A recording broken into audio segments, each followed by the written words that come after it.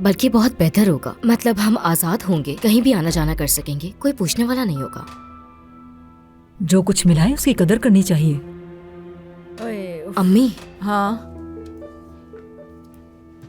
छोड़ें ये सब, मैं आपको एक मलिका की तरह रखूंगी वहां पर। सच कह रही हूँ मैं। पागल हो गई है, मलका बनाएगी मुझे। बिल्कुल, मेरी तरफ देखें। मैं आपको दूसरों की खिदमत करते हुए नहीं देख सकती अम्मी, बस बहुत हो गया ये सब कुछ। बात सुनो नसरीन, एक मुलाजमा की तरह काम करना बहुत मुश्किल है। जानती हूँ अम्मी, जानती हूँ, लेकिन मैं इस घर की मालकिन बनूंगी। फिर सबको आपकी इज्जत करनी होगी और आपकी खिदमत करनी होगी, सिर्फ इसलिए कि आप मेरी अम्मी हैं। इधर आए, मेरे पास आए, बस सब्र रखें आप। तुम्हारे ख्वाब जरूर पूरे होंगे।